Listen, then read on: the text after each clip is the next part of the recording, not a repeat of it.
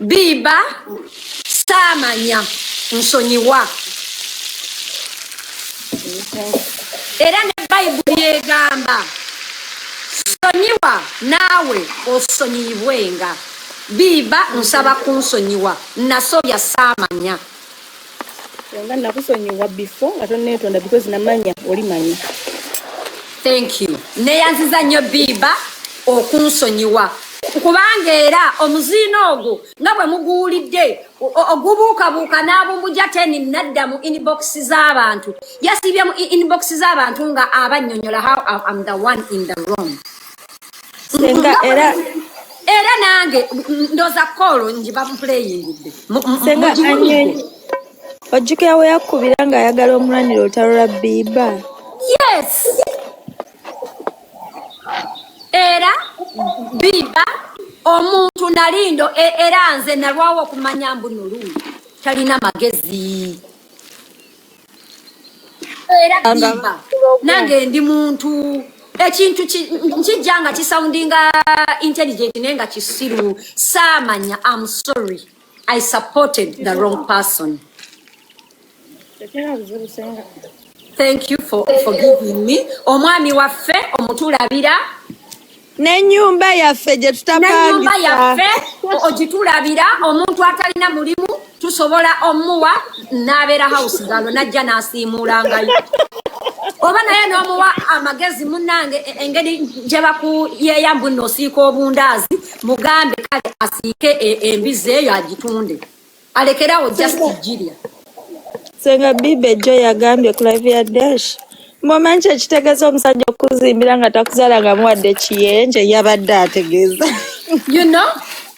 Naye nga yamuzaalamu ye bali ku muzigo ewalandi road basharinga rent.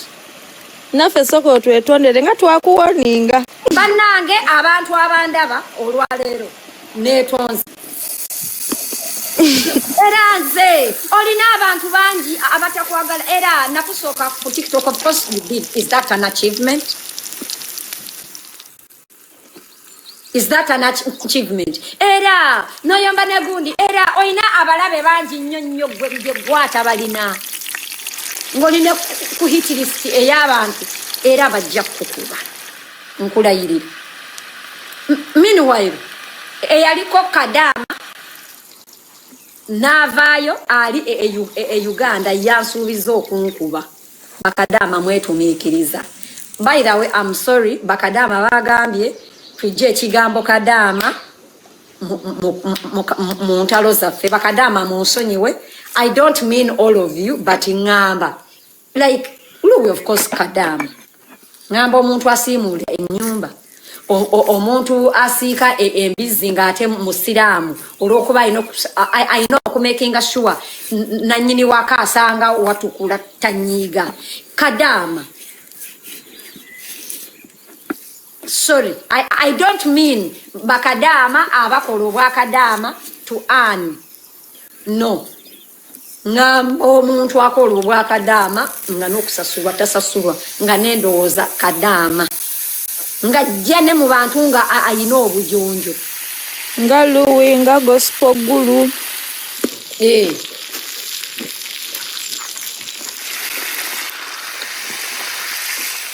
Munsonyiwe bannange abantu bawana eno munsonyiwe.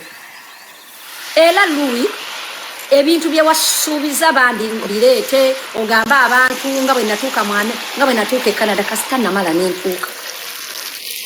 Kirala bw'aba alagayo abaana abatuufu kozi oyo omwana gwe yatwaze tetumumanyi eno famire teri mwana munene bw'atyo. Yabalazeeyo omwana omulala atali wange. Twatulaze Ami nga Ami mukulu alinga myaka gye. Oba mulageko Ami waafaanana. Mumulage na birthday girl nno. Louis kankuleetere Ami waafaanana omutuufu.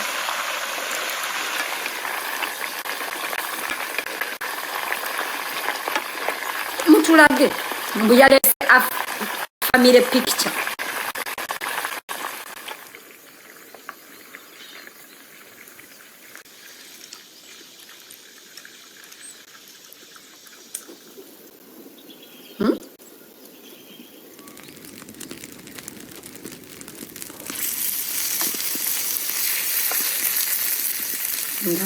Nkoman nojja era bankwata ne banzinagenda obigambe nnyoko mama wo yali wanaffe tulina ebizibu ebya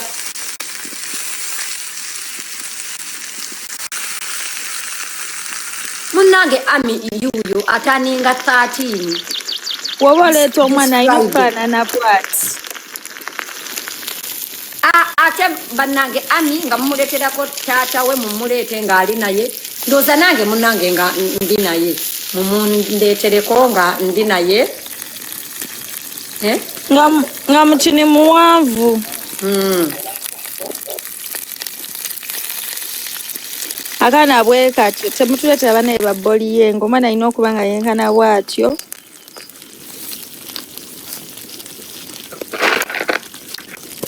nendako wano nsome akatabo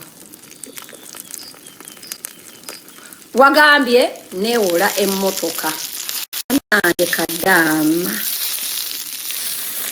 bannange kadaama emmotoka ezo nzeewola ku bantu kinoomu nzeewola ku ki kadaama Louis ndiwo kutegeeza ebulaaya an SUV car ate like an ordinary SUV car bagirentingira about dola nga $120 wangi ndoza dola nga $120 bwe ndoza dola nga $100 then emmotoka ezitunulako nga abantu like SUV nga zenvuga you cannot get it below $2 kati Louis nze omwavu neewola ntya emmotoka nga buli lunaku nina okusasula $2 ate nga kwotadde ki insurance kakati from year to year kitategera weewala emmotoka mwaka ku mwaka kuba sukula nkongo olinya tisisu oba wuba era bw'otandaba mu Lexus ojja nkundaba mu BMW kikulume bw'otandaba mu BMW Louis ogenda nkundaba mu Infinite Louis ovuga mmotoka ki era wagifuna otya and after how long Senga pressure alusubudde by the way pressure I appreciate you because I know that ekidomolo ekyo kinkwano kyo I appreciate you for seeing the integrity in me. I thank you so much. Kati emmotoka yekambuze Louis emmotoka nga nzeewola ku bantu the same kamodo wali nali nkukimiddeko mu motoka ez'enjawulo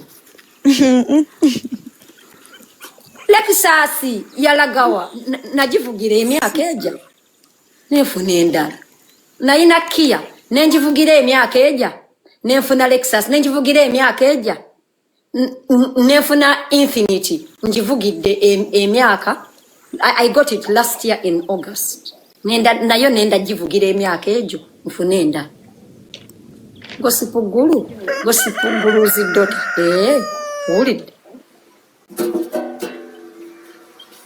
kati awo emmotoka nzeewolawa ku Jeefu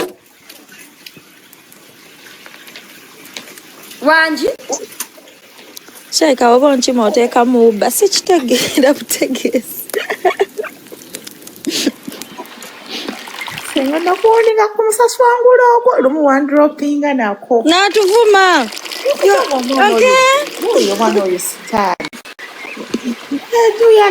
yategeera kuva ddi nze from day one amulaba nga talina you are leasing chika that's my mission soon n'ekirala nze ndi timu sagala muntu avuma abaana naye omwana yebukana kwagala mazima bamurepinga nga mpulira bubi nange nagamba mbu omwana yajjamu embuto simanyi 7 bannange era of course embuto 7 azinyonyola bakwate banne because to her it's possible to me and anybody that is sensible it's actually impossible Bananga abantu abakulaba.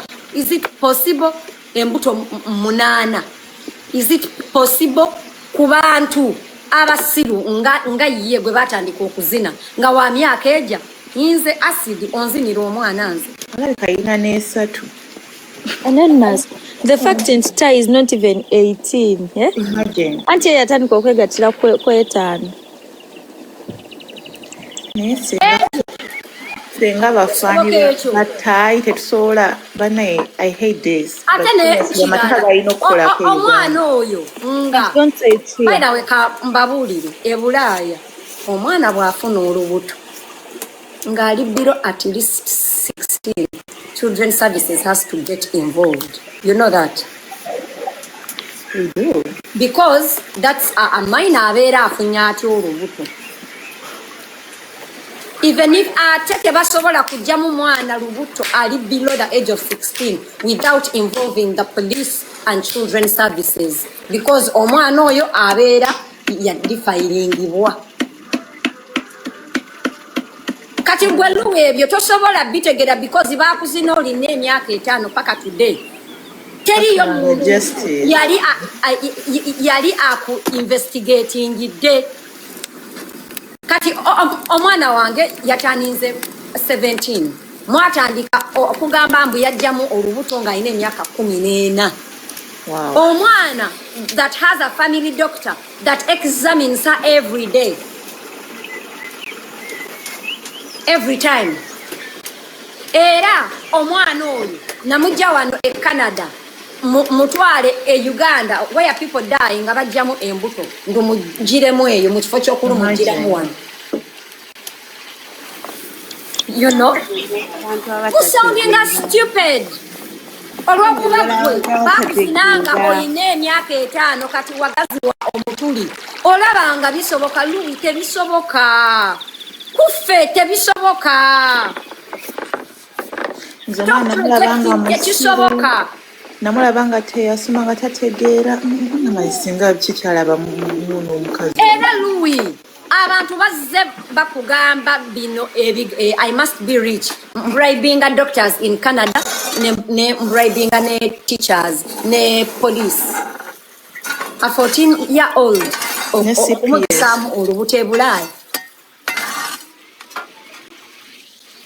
Senga mubulire ne kuche motoka wane Bulaaya tibabita bali eri Uganda no one onobo ina sente ojaye motoka kubanda even to build your credit ebyo nato bibanyonyola tibali credit bro. Yeah,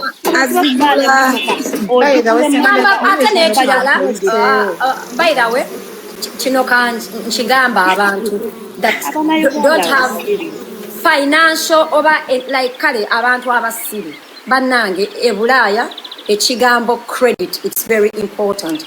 Nobody lends a person that has no credit. Thank you. You have to be credit worthy. Yeah. Era bangi nnyo abatavuga nnyo okukwata emitwalo se I mean emotoka se maybe Lexus emotoka yange the Lexus was about emitwalo 7 before tax. Louis right sirina mitwalo 7 ya kashi kujikwa emitwalo 7 eja dola muji mbalire mwawo muja muze Uganda teri muntu alina magezi agenda kukwata mitwalo 7 to buy a liability because a car is a liability. Every time you start your car, it's depreciating in value. So teri muntu agenda kukwata mitwalo 7.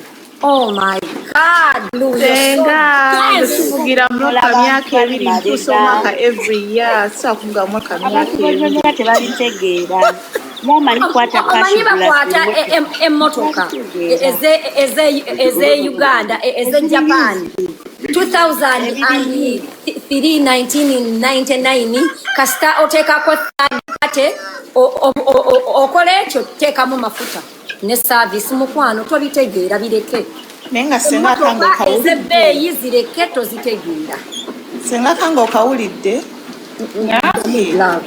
ngambe nze sivugira mmotoka myaka ebiri egyo gyonna avugira gumu nenkyusa. Louis sisobola teri muntu alina magezi akwata mitwalo 7 in short teri muntu musirunga gwe eyakutte sente n'oziteeka mu kivulu nga obaze amagoba gota lozezzaako. Louis nasoma. I went to a business school and I studied accounting. Tulina accounting means embalirira yesente, accountability of money. Kati gwe tosobola bitegeera wakoma ku Banseni Bana. Sobola. Wakoma, what is a map? A map is anything drawn from above. Bye wakoma tosobola. You can't. You cannot even relate. Kati gwe Louis ombuzo otya Lexus je yalaga ojimbuzo otya gwe ngovuga moto kati kambuze Lexus gwe nagikyusa neninya boda oba nenkubira mama fina antopingireko ngule paso wanji mbuza yaina wano Lexus ebiridda wamukwano emmotoka si ntana mbu nyumba ya uberera tombuza na Lexus mbuza amamotoka ge natandikirako okuvuga galiwa natandikira ku RAV4 nenzira ku Makex nenzira ku Wish nenzira ku Kaundo nedda nenzira ku Vista nenzira ku Harrier Lexus nenzira ku Kia nedda nenzira ku whenever ku Vista omusajja nemukwatira mu bwezi nampa TX. Louis itosobola bitegeera this is your first car 25. You wanna know how many cars I had driven at 25? Tosobola ebyo bitegeera Louis nga ate yabadde paso nga mama fina yatopinze up oza Subaru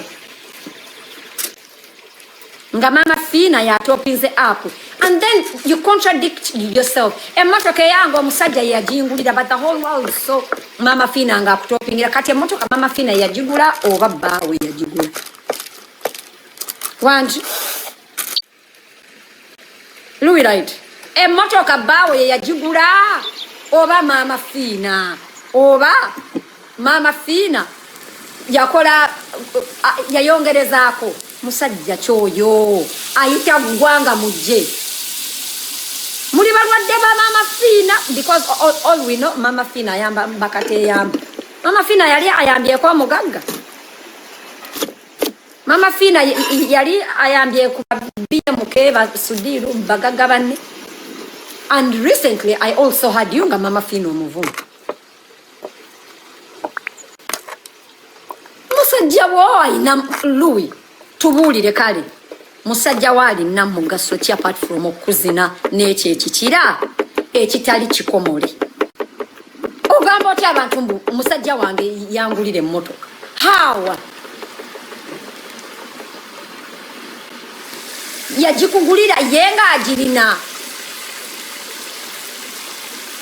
wamala kwasanira abantu nga we bakukwata ofune following osabirize gwe ne bawo mufune kamotoka actually Louis okukwata wakufunamu because that's how you build your following watandika okwogera ku mboze eyo ndozanga you have like 6K era lekera okugamba omusajja yakukwata wakufunamu omutuli omugazi n'okufunamu experience because all of us know okuzina abaganda abagamba keweddingana kofunamu omukutu wafuna experience y'okuzinibwa oyina ekimana bwaguuga obulako ekyo kuzaala balongo. Owulira wakufunamu experience n'okufunamu following n'ogisabiriza ssente n'ogula emmotoka. Owulira so era wamala ye kakambuuza ogamba era nze omwami wange yangulira emmotoka. You wish bitch, you wish takugulirangako mmotoka the whole world so ng'osabiriza maama fiina, ng'osabiriza maama fiina. Era emmotoka maama fiina ye yagigula. Maama fiina tayamba bagagga banne, ayamba bakateeyamba, ayamba bakateeyamba. Era maama fiina kasita alaba omuntu bambi nga awanja agagamba bambi njamuwaayo $5,000,000 bambi njamuwaayo zino bambi. Maama fiina bayira we n'omutima omulungi. Era maama fiina emmotoka ye yagigula nga ensi yonna eraba. Kati baawo yali akukoledde kiruuyi.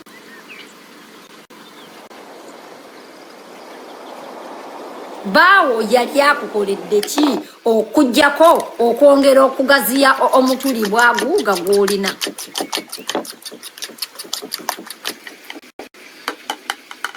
Wangi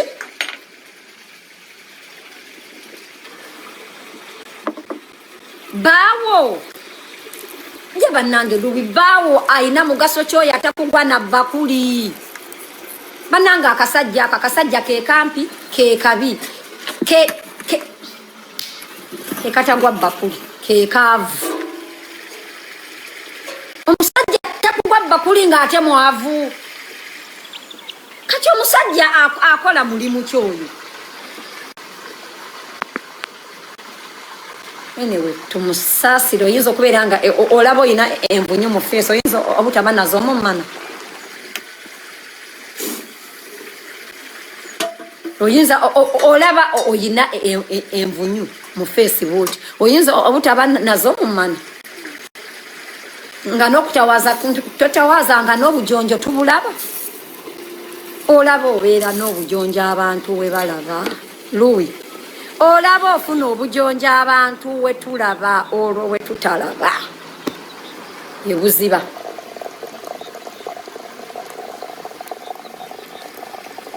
How? Ekifo eyo omusajja ye mubi, ye mumpi, ye munaku. Kati ayina yatagwa bakuli, kati akola mugaso ki? Yatakunazaako nnaku ku mutima. Because Louis, if you were a fact right by a caring man, he would have rehabilitated you by now. Naye childhood trauma buli lunaku wajja okunoonya gundi gye wasookerako njibanoonyeze wano.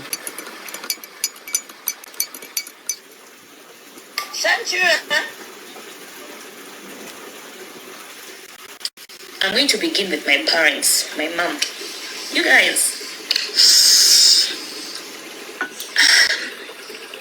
family yange erimu omusaayi gw'Abaswahili. So family z'Abaswahili zibeera zonna. Tata mama biki Senga kojja buliriza tubeera wamu like wandiika nti ekyana kyakulira mu lukale. Remember, yagambye maama we alina erinnya ery'Ekiganda ne taata we alina erinnya ery'Ekiganda era ye yenna Nsubuga. Owulidde yabadde ku interview n'atuwa wait amannya ga maama we bagansindikidde. Wait. It's okay, but maama Muganda ne taata Muganda, yes or no? According to testimony here, yes? Naye Muswahili lwaki muzinaazina? Obwamalaaya obubali ate olangira abantu obwamalaaya. Omuganda mu Baswahili wali onoonyaayo ki? Wali olabyeyo embizi nga ezina ente matako. abantu bonna abaali bamalaya bawoza omanyi ninamu omusaayi ogw'abaswahili. How did you end up there? Because bamalaya at that time betundanga ku bantu abemalabba ne betundawa ne mufuna emisaayi gy'abaswahili. Ogwo omuyinda ogwo gw'abaswahili ogwo. Bali basobola ozaala ne bakomawo, oli n'azaala n'akomawo. So ulira oli azaala n'akomawo, n'oli n'azaala n'akomawo, n'oli n'azaala n'akomawo. Ntegeerekese muyina binyandaalo muzaalira waka ku lujja. Let me pick this call. Excusez-moi. Yes, Mama. Good, how are you?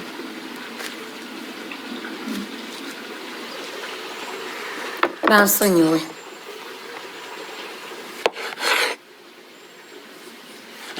Nsonyiwa munnange. Tunnangira nnyo.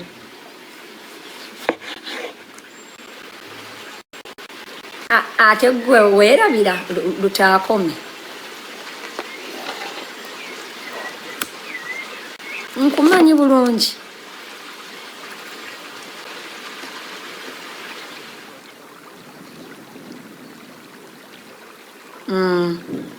Ka nje kusindikire nga ovuddeko. Oli bulungi. Asagifunye, I think I didn't double check with Facebook market, but nenda ku double checking ndabe.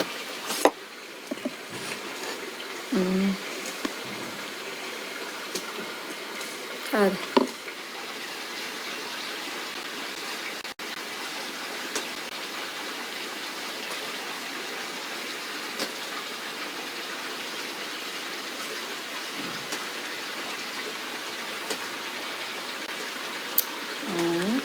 Super. Thank you, love. Nkubire ku modo.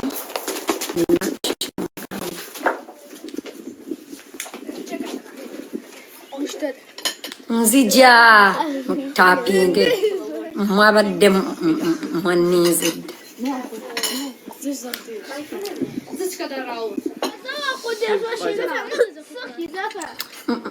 Sindikirako ku namba y'oli guy wo Danforth eyakola outfit yo ne mama.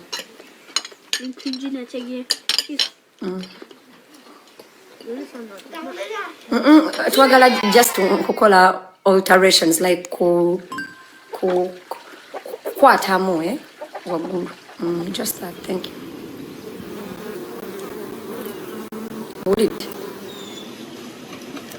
it has always been like that. Since my father has never gathered the guts to grow up and be man,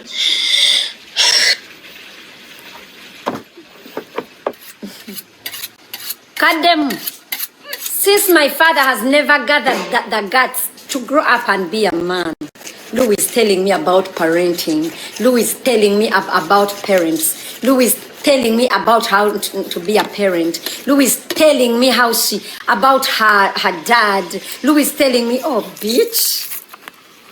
Kadem. I'm going to begin with my parents, my mom. You guys, family yange erimu omusaayi gw'Abaswahili. So family z'Abaswahili zibeera zonna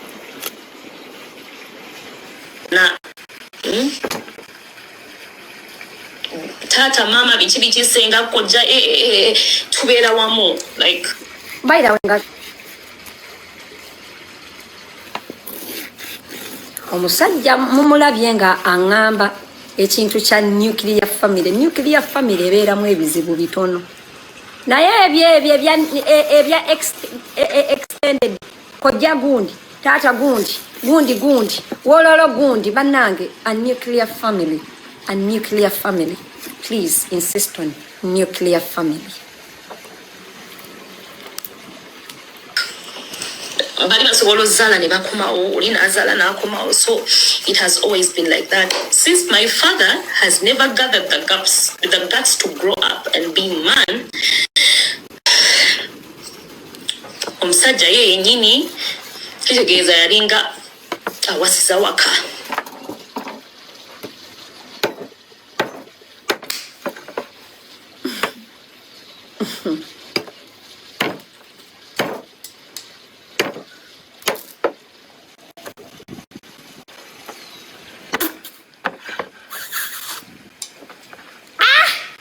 Banange Luwiraiti asaba abantu achievements zaabwe has just called her father a loser.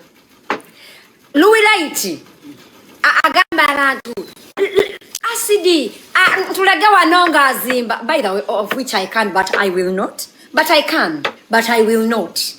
Owulira atuletera wano wabanga ayina ekintu n'ekimu Lexus yalagawa atulagayo ennyumba yagula wano ettaka mu area eri cheap. Agambye the father could not be a man enough to be a man era abakazi yabawasizanga waka ewa jjajja wa Luwi, meaning taata wa Luwi yazaaliranga ku lujja. Tugende maaso. By the way, ebyo byonna byonna bigenda maaso ndiwo kubategeeza mbuno wanene mu bigambo bye yali ageya kitaawe. Wanene yali ageya kitaawe era ng'amwanika. Tugende maaso. So my mom ne tata wange bali babeeranga waka. No, I'm going to do it because it's going to help many of you, and it's going to help me because I've tried to talk to these people. They've failed. Baba, I tried to talk to you the last meeting. You refused to listen to me. And you're telling me that I'm a failure, Louis. Your parents failed you. You're telling us abantu ba internet tukuyambe tutyanga ate ojja n'otuvuma. Owulira n'otulisa eminyo. No gabanga betwavunde ebitundu byekyane. You're crying for us. Tukuyambe tutyanga your parents. That's why I told you. You're a failure because your parents failed you and they're also failures. Louis, as a parent, you only have one job. Protect your child. Louis, I have done so many things. I have sacrificed a lot of things. That's why many of you to protect my children, because I never want any of my kids to have such a story. Kuba ndi mukyala. And I thank my parents. Sakwatiwako Louis. So to me, my parents gave me what I needed. They protected me and gave me an education. What I turned out to be after that is none of their problems. They did their job. Sakulirako wakojja, wadde wa Senga, wadde wa jjajja, wadde wani. Mu maka g'abazadde bange abataali bagagga. My parents were a middle class family. They could afford us going to school, housing us, okutwambaza, n'otusomesa, and protecting us. To me, that's enough. Era nange ekyo kyenkolera abaana bange. Najja ne mbagamba, I'm not here okugaggawaza abaana bange. No. Because I would have loved that, but I might not be able to. But I want to give them things that they never have to come back here and cry. To strangers on the internet, Louis, internet numbers lie. Internet numbers lie. Tuliko abantu 13. Naye kuliko abantu abanjagala bangi n'abatanjagala bangi n'abatakwagala bangi n'abakwagala nga wadde batono nga wadde bangi. Internet numbers lie. That's why we organized the show depending on those numbers, and it flopped. Just a show. And it flopped. You're crying to ask the internet. You're bleeding on us, the internet. when you're not bleeding on your parents, because I had you go gamba eranze, my dad was a planned kid. Eranze, I have a good relationship with my mom. You just broke down and said, you people have tried to talk to you because you've not helped me. Your mother failed you, Matako Gwe.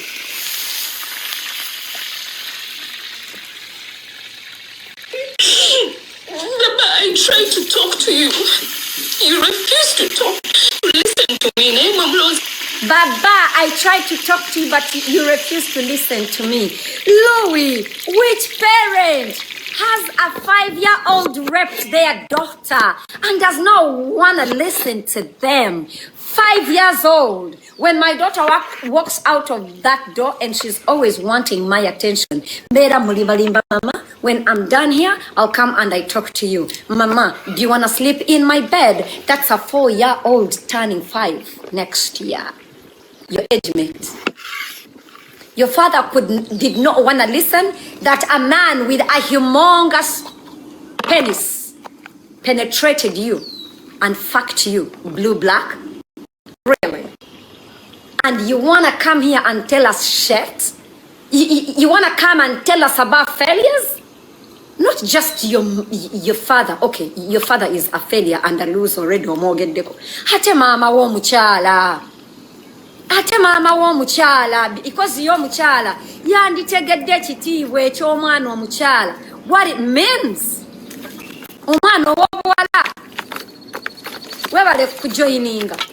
Tapping alive.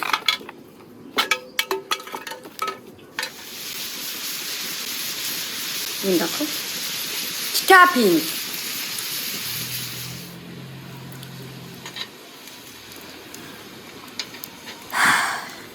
N'abatunda ebyokulya mweyongera abantu tebalifuna. Abatunda ebyokulya muliwa. Abatunda ebyokulya mu comment section bannange mweyongereko. Actually leka mpozingeko mumpeeko ebirabo.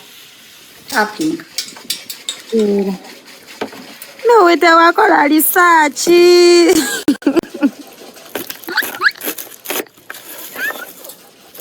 Mumpe ebirabo. Shake the mango tree. Abatunda ebiberenge bane muliwo abakasitoma bayomba tebafuna.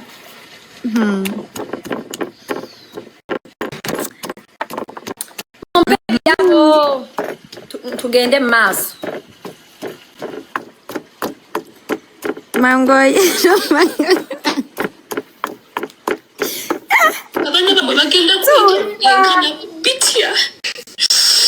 You guys, I've tried to talk to my dad. Wazali wabazadde nga balina pride oyinza okuwulira ng'oyagala kwetuga. You guys. Pride at the expense of your child's mental health. Your parent has pride over your mental health, over your innocence, over your health. Yabanange, how sure are we no munange or your musajja? Yakambuze, yakurepingisa condom. Louis, Lubega yayambala condom. Wanji?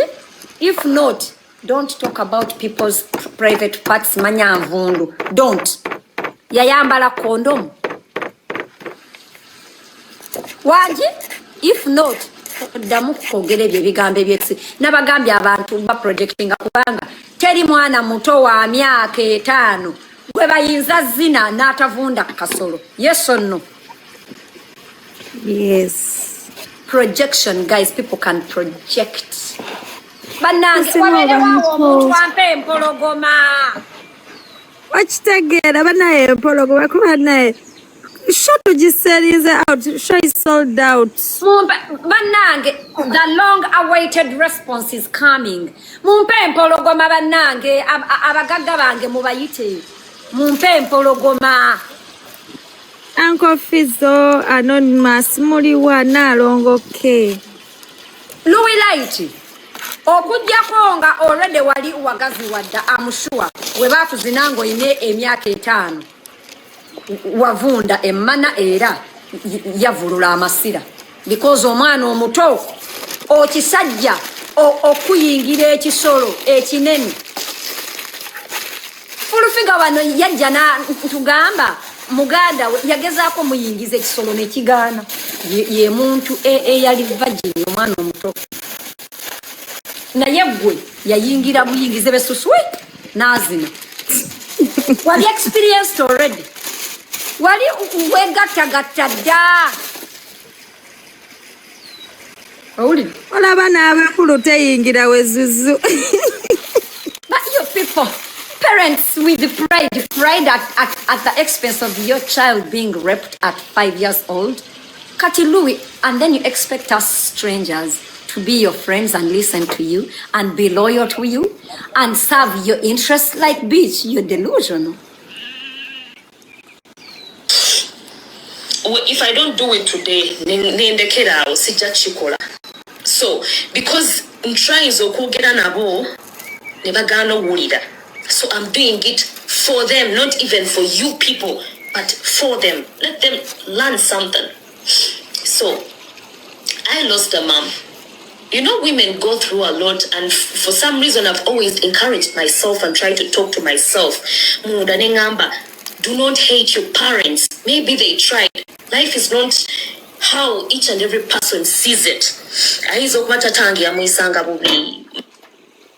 Wandika inti Louis fights with hating her mom. Era agamba, don't hate your mom. Chida neyanziza nyebirabo. Wandika anti she hates the mom. Era she muri mutima she fights and tells herself, don't hate your mom, Louis. You said you wanna teach me how to keep a man. Of course I've showed you that I can keep a man. Okuja konga ozereti bajja bikulagao. I have the same man for the last 8 years. But then also, Louis, while you're planning on teaching me how to keep a poor, short, broke, uncircumcised man, please come and I teach you how to keep a mother. Okay? Come and I teach you how to keep a mother. Amoti gwentero kubira wano ku live netunyumya netuseka. My blue eye, my queen, my father's queen. Mugamba moti tava ku snap tusiba queen. That woman. Hold it. Gende mass. Amoti ajani wano natuwa olugamba. Ajana atu you struggle forgiving your mom. You said I lost a mother. Wandika agambye I lost a mother. Mwinza okubeera ako nga moka wulidde oba nkaddemu.